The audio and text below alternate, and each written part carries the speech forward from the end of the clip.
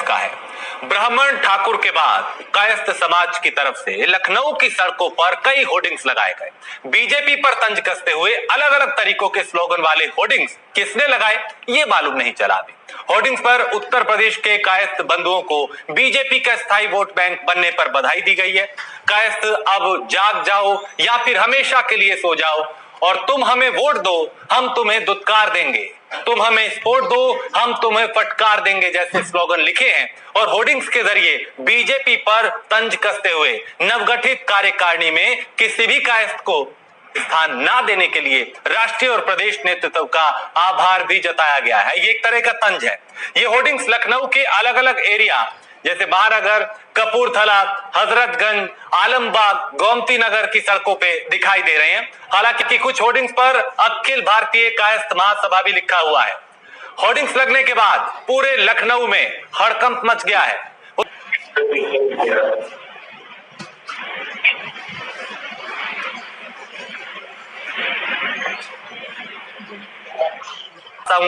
कपीश, आपकी प्रतिक्रिया चाहता हूं मैं इन पोस्टरों पे। जो भारतीय जनता पार्टी के खिलाफ ये पोस्टर लगे हैं, समाजवादी पार्टी के मैं सबसे पहली चीज ये कहना चाहूंगा कि देखिए ये समाजवादी जी सुन पा रहा हूँ, आप अपनी बात रखें। जी मैं ये कहना चाहता हूँ कि ये भारतीय जनता पार्टी का एक अंदरूनी मसला है कि वो जो है क्या चाहते हैं, अपने किसको रखते हैं किसको नहीं रखते हैं, इससे हमारे पार्टी का कोई लेना देना नहीं। हाँ। लेकिन चूंकि भारतीय जनता पार्टी में तमाम कायस्थ जुड़े हुए हैं जो इनके नेता हैं, हाँ। और बहुत पहले से वो सेवाएं इनको दे रहे हैं, लेकिन बावजूद इसके मैं आपको एक बात कहना चाहूंगा। हाँ।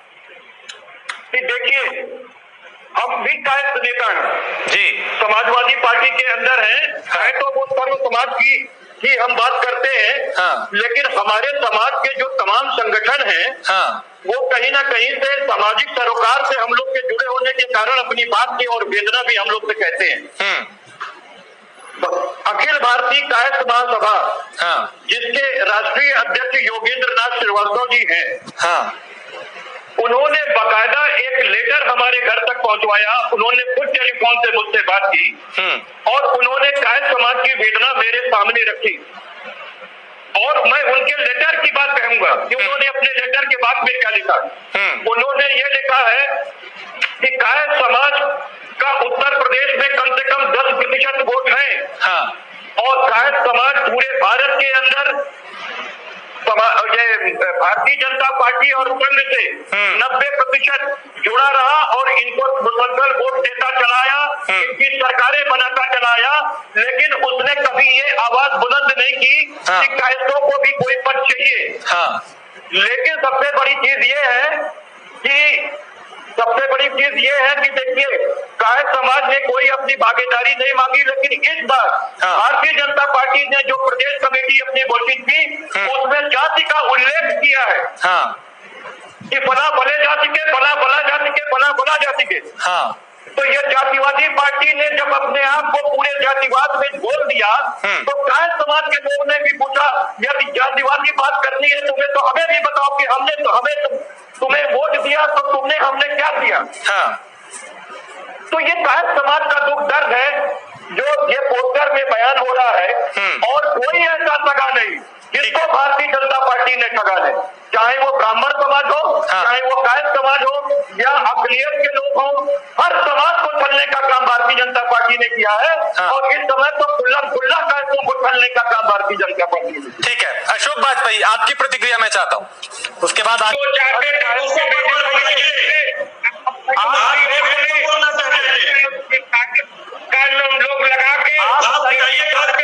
क्या दिखाना कि पूरे प्रदेश कार्यकारिणी में ना एक पदाधिकारी आपने कार्यकारिणी का गलत किया है। आपने आखिरकार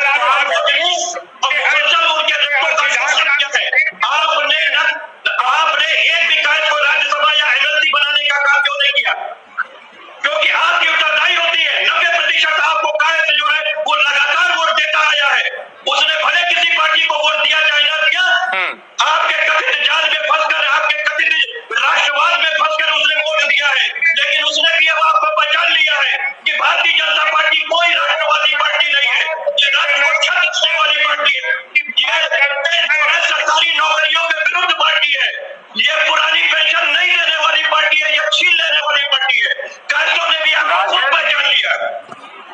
राजेश जी अभिषेक शायद मुझे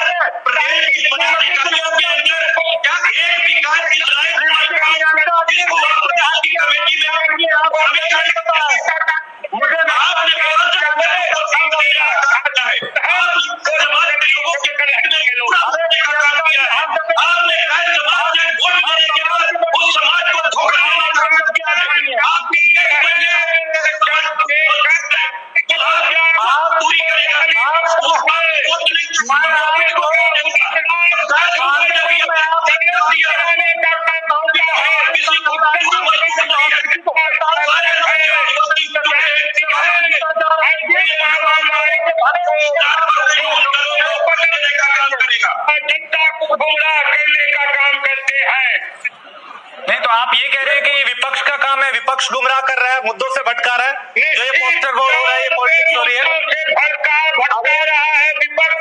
जब विकास दुबे का काउंटर होता है, विजय मिश्रा गिरफ्तार होते हैं, कपिल श्रीवास्तव आज तुलसी बाबा क्यों नहीं समझते इस बात को? हाँ कि आज जो है विषय दूसरी चीज है, आज विकास दुबे का मामला नहीं है। आप ये बताइए कि जब आपकी कार्यकारिणी में एक भी कायस्थ नेता नहीं है, ना कार्यकारिणी सदस्य है, ना पदाधिकारी है, और इस तरह के पोस्टर लग रहे हैं, उस पर बताइए कि क्यों ना आपको कहा जाए कि आप कायस्थ विरोधी हैं, क्योंकि 90% कायस्थ आपको वोट देते रहे हैं।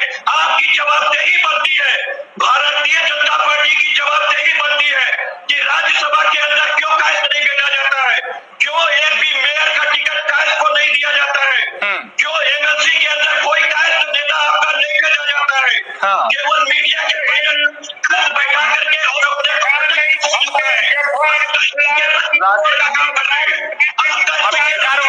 पहले जवाब ले लेते हैं। आपको समाजवादी पार्टी से सीखना चाहिए कि कैसे कायस्थों को मानव सम्मान दिया जाता है। समाजवादी पार्टी ने कायस्थों को सम्मान देने का काम किया। कपिल श्रीवास्तव को राष्ट्रीय प्रवक्ता बनाया है समाजवादी पार्टी ने। इसी समाजवादी पार्टी ने दीपक रंजन श्रीवास्तव जी को प्रदेश सचिव बनाया है। इसी ने विनय श्रीवास्तव जी को प्रदेश सचिव बनाया है। कपिल जी समाजवादी पार्टी 11 अक्टूबर को जयप्रकाश नारायण जी का जन्मोत्सव पूरे धूमधाम से मनाती है, और इसका आयोजन दीपक रंजन जी और मंडल के हम सदस्यगण के द्वारा किया जाता है। कपिश सवाल आपसे है, सियासत तो इस तरीके की होती रही है, जो कि कुछ दिन पहले समाजवादी पार्टी ने भी जिला अध्यक्ष और कुछ दूसरी लिस्टें जारी की थी, जिसमें आप लोग ब्राह्मणों पे अत्याचार की बात कर रहे थे, लेकिन उसमें एक भी ब्राह्मण नहीं था। तो ऐसा तो होता रहा, अकल करता रहा अपने तरीके से। अंजनी जी, प्रदेश कार्यकारिणी में प्रमुख पदों पे मेरे यहाँ ब्राह्मण है, राष्ट्रीय कार्यकारिणी प्रमुख प्रदेश पद में मेरे ब्राह्मण है। जिले के अंदर अभी केवल 12-13 लिस्ट जारी की गई है। हाँ। ये आरोप नहीं लगाया जा सकता है। दूसरी चीज आप देखिए, अम्बिकेश श्रीवास्तव को जिला अध्यक्ष सिद्धार्थनगर समाजवादी पार्टी ने अभी मनोनीत किया योजन सभा का। मुलायम सिंह यूथ ब्रिगेड का नगर अध्यक्ष जो है वो क्या बोलते हैं, ये कानपुर से श्रीवास्तव जी को नियुक्त किया गया है। हाँ। तो ये आखिर कायस्थों की तो राजनीति हो रही है। हाँ। आप देखिए, शत्रुघ्न सिन्हा जी की पत्नी को हमारी पार्टी ने लोकसभा का टिकट दिया, राहुल सक्सेना जी को झांसी से मेयर का टिकट दिया, और आप देखिए मुकेश जी को, मुकेश श्रीवास्तव जी को प्रयागपुर से विधायक बनाया। हाँ। सतीश निगम जी को कानपुर से विधायक बनाया। ठीक है, अशोक पांडे कुछ कहना चाह रहे हैं। मुसलसल हमारी पार्टियों ने कायस्थ का सम्मान दिया। ठीक है, जबकि कायस्थ समाज के वोट भारतीय जनता पार्टी को बढ़ते रहे। इसलिए मैं अपने राष्ट्रीय अध्यक्ष का कृतज्ञ हूँ कि उन्होंने कम से कम समतामूलक समाज की स्थापना के लिए कायस्थ समाज को का भी सम्मान बढ़ाने का काम किया है। ठीक है, अशोक पांडे। देखिए, आपको बता दें, जब से विकास दुबे का जारी की है, समाजवादी पार्टी ने प्रदेश कार्यकारिणी की लिस्ट जारी की है। समाजवादी पार्टी ने कहा कि किसी को आप कार्यकारिणी सदस्य बनाइए, पदाधिकारी न बनाइए। अभिषेक आपने तो फिर का काम कर दिया। आपके वरिष्ठ प्रवक्ता आपने जानती है, कभी सम्मान नहीं रखा। लखनऊ के अंदर और विधायक है,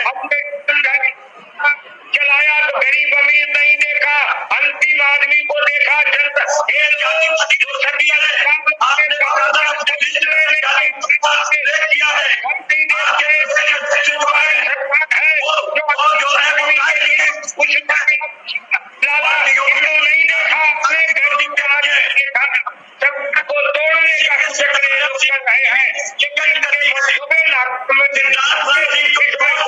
हटाया गया है, उनका डिमोशन किया गया है। अभिषेक वाजपेयी आपकी टिप्पणी करें। अध्यक्ष जी, ये अंदर की खबर जैसा है अभी मुझे क्या आपके प्रदेश की लिस्ट नहीं जारी की है, आप लोगों का नाम क्यों ले रहे हैं? पांडे जी आपके प्रदेश की लिस्ट प्रियंका जी, राहुल जी और अखिलेश यादव जी ने जारी नहीं किया है। आपके स्वतंत्र देव सिंह जो कांग्रेस विरोधी नेता है उन्होंने किया है। स्वतंत्र देव सिंह जो कांग्रेस विरोधी नेता है उन्होंने किया है। उन्होंने उत्तर प्रदेश के कांग्रेस समाज के नेताओं को भारतीय जनता पार्टी में किनारे लगा दिया है। योगी आदित्यनाथ के कांग्रेस समाज के विरोधी व्यक्ति है। नवलखंड जी, उनको आपने डिमोशन क्यों किया? आपने उनसे चिकित्सा स्वास्थ्य मंत्रालय क्यों छीन लिया? क्योंकि वो ईमानदार व्यक्ति थे, लखनऊ समाज के पहुंचा नहीं पा रहे थे, इसलिए आपने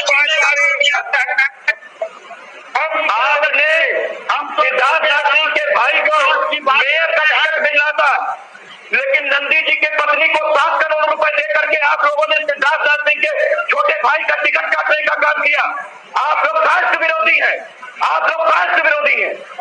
हमें हमसे ज्यादा जानकार है। 7 करोड़ ये लोग नंदी जी के पत्नी को 7 करोड़ रुपए दे करके इनको लगता है टिकट रुपए दे करके नंदी जी के पत्नी का को टिकट दिया है आपने, और आपने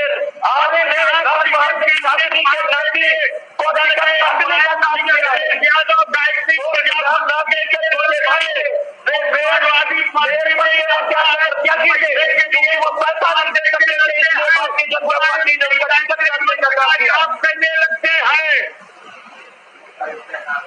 जो सच्चाई है उसको कबूलिए कि आपने मेयर का टिकट इलाहाबाद के अंदर बेचने का काम किया।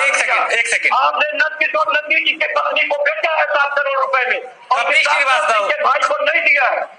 कपीश जी, यह मेरा गहरा आरोप है। कपीश जी, क्या हम ये माने कि उत्तर प्रदेश में जात पात के बिना आगे नहीं बढ़ा जा सकता? उसके बिना आप लोगों को लगता है कि चुनाव नहीं जीता जा सकता, इसलिए पूरा जो मुद्दा है वो कहीं ना कहीं अब जैसे जैसे 2022 आ रहा है, बोतल से वो जिन निकल रहे हैं जाति के, और उसी के आधार पे घेरा जा रहा है, कोशिश की जा रही है कि उस वोट बैंक को अपने खाते में किया जाए। क्या बुनियादी मुद्दों पे चुनाव नहीं लड़ा जा सकता, नहीं जीता जा सकता? बुनियादी मुद्दे होगा आपने बहुत ही मर्म प्रश्न किया। अब तुलसी बाबा बोल रहे तो फिर मैं बोलूँ। हाँ, कपीश जी, मैं ये कह रहा हूँ कि आपने बड़ा बुनियादी बातें सुनी, लेकिन हम अपनी बात कहते हैं कि समाजवादी पार्टी समता मूलक समाज की स्थापना के लिए गठित की गई 1992 में आदरणीय मुलायम सिंह यादव जी के नेतृत्व में।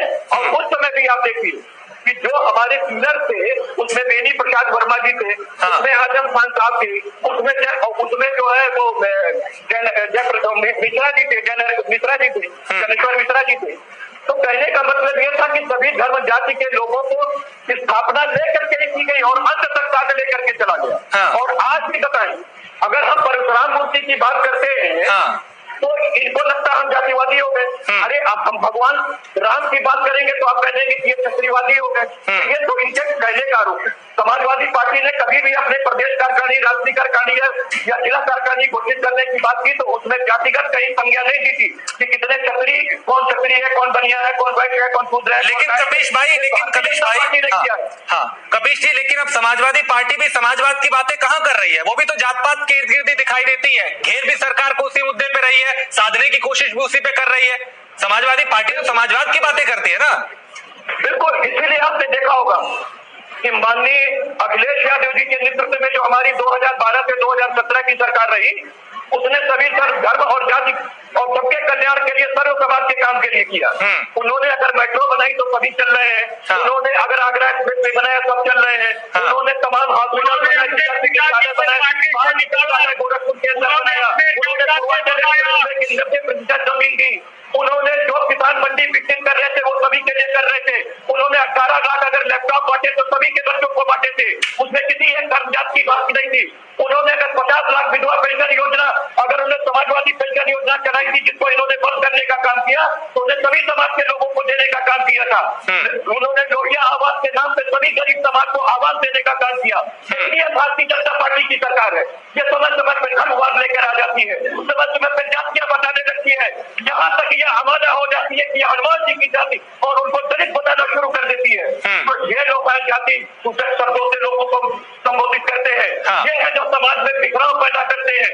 तो इनके ऊपर लगाम लगानी चाहिए। अशोक पांडे, समाज के लोगों से अपील करता हूँ, अशोक पांडे, भारतीय जनता पार्टी जो छद्म राष्ट्रवादी, छद्म धर्मवादी है, इसको इस बार आपको पटक करके सबक सिखाना होगा, क्योंकि इसने को क्या मान मर्दन करने का काम किया है। ठीक है अशोक पांडे, देखिए आपको बता दें, आपने ये जातियों के लिए, गरीबों के लिए बनाया, आपको बता दीजिए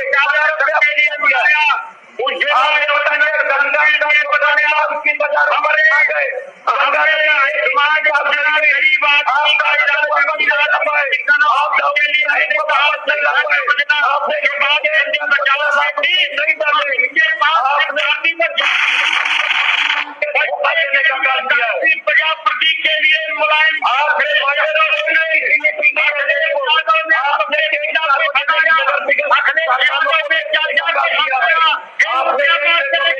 काम किया। आपने सरकारी नौकरियों पे पाबंदी लगा दिया, आपने लोगों को बेरोजगार कर दिया। आपने एक काम इस देश के लिए, इस माँ भारती के लिए किस लायक नहीं किया। अभिषेक माँ भारती किसी ने को रोक रहा है। अभिषेक, क्या विपक्ष के पास मुद्दों की कमी है या फिर विपक्ष को लगता है कि बिना कभी ही? देखिए पंडित जी, बहुत निवेदन के साथ मैं एक बात कहना चाहता हूँ। हाँ, देखिए हमारी पार्टी ने 2004 से लेकर के आज तक जया बच्चन जी को राज्यसभा का सांसद बनाया और आज तक वो बना ही करें। एक सबसे बड़ी बात कहेंगे जो आप आश्चर्यचकित हो जाएंगे इस बात से। जो यश भारतीय सम्मान हमारी उत्तर प्रदेश सरकार देती थी, हमारी अखिलेश यादव जी देते थे जी, उसमें एक बहुत बड़े कायस्थ कवि हुए थे नीरज जी। नीरज जी को पेंशन देने का काम यश भारती के ही माध्यम से किया जाता था।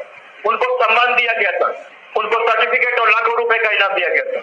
और जब वो अंतिम सांस ले रहे थे तो नीरज जी ने कहा था इस बात को कि बताइए, ये भारतीय जनता पार्टी की वो सरकार है जिसने यश भारती में मेरी पेंशन बंद कर दी, एक कायस्थ व्यक्ति की पेंशन बंद कर दी। और आप देखिए कि इन्होंने किस तरीके से कायस्थों पर अत्याचार किया, ब्राह्मणों पर अत्याचार किया। गोरखपुर के डॉक्टर कबीर जो बच्चों के लिए भगवान साबित हुए थे ऑक्सीजन कांड में, जिसमें गलती उनकी कहीं भी नहीं थी, सारी गलती उत्तर प्रदेश सरकार की थी, क्योंकि बार बार ये चेतावनी भेजने के बाद भी कि आपका एमओयू खत्म हो चुका है, लेकिन उत्तर प्रदेश सरकार ने बजट नहीं जारी किया मेडिकल कॉलेज गोरखपुर को।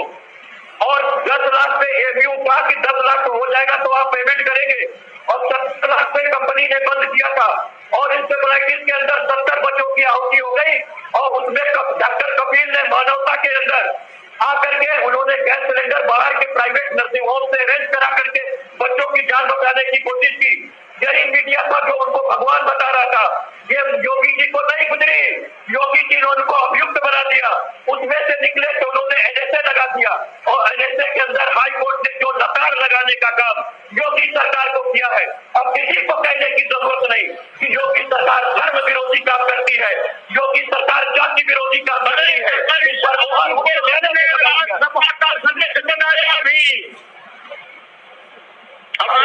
हिंदू मुसलमान सिख पठान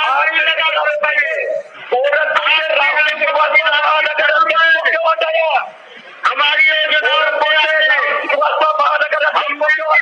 जात के साथ विश्वासघात हमारे साथ तुलसी है तो कबीर भी है। आपने जब इस्लाम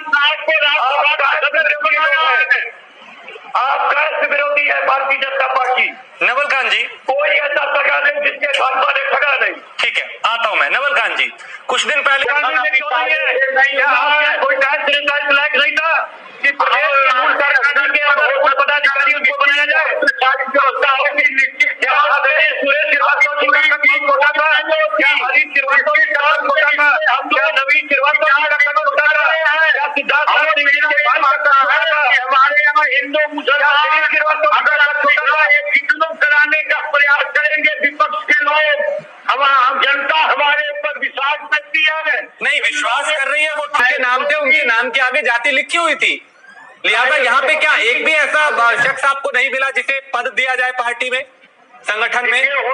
देखिए हमारे यहाँ संगठन है, सरकार है, अनेक पद है, बलात्कार भाई पद की रोक नहीं पा रही है, उस पे अत्याचार कर रही है। की आवाज उठाएं। बन गई लोकसभा दलितों के ऊपर, आप क्या दलितों की बात करते हैं? कहा करते हैं, आज आपने उनके खिलाफ विकास किया है। ब्राह्मण बनिया और की पार्टियां कहलाते थे और आपने इन तीनों समाज के ऊपर पूरा बोलने का काम किया है। आज ये तीनों समाज भी एक एक करके बात रखें सर, आप समझ आएगी एक एक करके। अभिषेक पहले आप अपनी बात रखें, तभी दर्शकों। पक्ष के पास मुद्दों की कमी है, जो बुनियादी मुद्दे होने चाहिए जिससे जनता का हित हो, क्या उसकी कमी है विपक्ष के पास? आप लोग नहीं बुला पा रहे उनको, नहीं उठा पा रहे उन मुद्दों को। देखिए बहुत सीधी सी बात है कि इस समय विपक्ष के पास इतने मुद्दे हैं कि मुद्दा विहीन अगर कोई है तो वो भारतीय जनता पार्टी है। इसीलिए इन्होंने अपनी प्रदेश की टीम की जो कोशिश की, उन्होंने जातीय विवरण अब अशोक की सुन लीजिए, फिर जवाब दे दीजिएगा। आप बहुत पढ़े लिखे और अच्छे समाज से आते हैं, मैं निवेदन करना चाहता हूँ।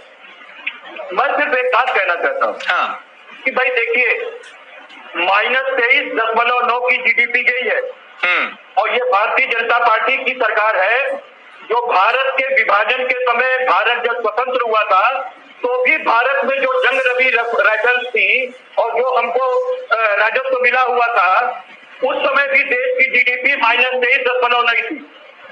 और दूसरी बात मैं कहना चाहता हूँ, विपक्ष एक बात पूछता है आदरणीय मोदी जी से, योगी जी से और अशोक पांडे जी से भी कि हमें ये बताइए कि अगर देश की जीडीपी -23.9% जा रही है तो अंबानी साहब, अडानी साहब, जय शाह साहब जो अमित शाह के लड़के हैं, ये कैसे इनकी कंपनियां फायदे में जा रही है? और अंबानी साहब विश्व में 10वें पायदान से 4थे पायदान पे कैसे आ गए, और वो भी कोरोना काल में? आपने 23 नेशनलाइज कंपनियों को बेचने का काम किया है, आपने भारतीय रेल को बेचने का काम किया है, आपने डाक विभाग और एनआईसी को प्राइवेटाइजेशन करने का काम किया है। यानी आपने जो पूर्ववर्ती सरकारों ने कमाया उनको बेच के खाने का काम किया और देश को डुबा दिया है। तो विपक्ष के पास इतने मुद्दे हैं। आज देखिए बेरोजगारी दर जो है इस समय 40% है, कोरोना से पहले ही 22% आ चुकी थी। और पिछले तो फिर इन मुद्दों को आधार बना के क्यों नहीं सरकार को घेरा जाता? कपिश भाई, इन मुद्दों को अगर आप कह रहे हैं कि ये गंभीर विषय है, ये मुद्दे हैं, लेकिन आप इस पे सरकार को घेरते नजर नहीं आते। हम पिछले कई दिनों से देख रहे हैं, ब्राह्मणों की बात करते हैं, उन पे अत्याचार की बात करते हैं, सिर्फ एक जाति विशेष को लेकर ही राजनीति हो रही है पिछले कई दिनों से। नहीं, बहुत अच्छा क्वेश्चन किया आपने। अभिषेक जी आ रहा हूँ अभी। हाँ राजेश जी, बस छोटा सा आंसर, उसके बाद अभिषेक जी बोलेंगे। मैं एक चीज ये कहना चाहता हूँ कि देखिए, हम अपनी बात जो मुसलसल तरीके से कह सकते थे वो विधानसभा सत्र या संसद के मानसून सत्र में कह सकते हैं। तो जो विधानसभा सत्र उत्तर प्रदेश का रहा उसको मात्र इन्होंने केवल 3 दिन का दुहाई दे करके कोरोना का कर दिया, जिसमें कि 2 दिन इन्होंने केवल श्रद्धांजलि सभा किया और वो पूरा का पूरा विधानसभा सरेंडर करवा दी। और एक दिन में 17 इन्होंने वो कर दिया, विधेयक लेकर के आ गए और कोई हम लोगों को सवाल नहीं करने दिया। हम लोग ने जनता की आवाज लेकर के विधानसभा भवन के आगे प्रदर्शन करने का काम किया। अभी हमने नीट और जेईई की परीक्षा के विरुद्ध में हमारे छात्र सभा के लोग लाठी खाए हैं और मुकदमे लिखे गए हैं, सर फट गया है, पेट फट गया है। और आप देखिए संसद के अंदर जो मानसून सत्र आ रहा है, केवल 4 घंटे का सत्र ये लेके आ रहे हैं जिसमें से प्रश्नकाल इन्होंने समाप्त कर दिया। ठीक है, जवाब ले लेंगे। भारतीय जनता पार्टी की सरकार इन मुद्दों पे जवाब नहीं देना चाहती है, विपक्षों से डरती है। माननीय प्रधानमंत्री जी ने आज तक एक भी प्रेस वार्ता नहीं की है, उनके में दम नहीं है कि वो प्रेस वार्ता कर दे। ठीक है, मैं अशोक पांडे से जवाब लूंगा कपिश, लेकिन अभिषेक भी कुछ कह रहे हैं, मैं उनका कमेंट भी जोड़ लेता हूँ, फिर जवाब लूंगा। अभिषेक कर रहे हैं भारत की जीडीपी श्रीलंका और बांग्लादेश, पाकिस्तान की भी जीडीपी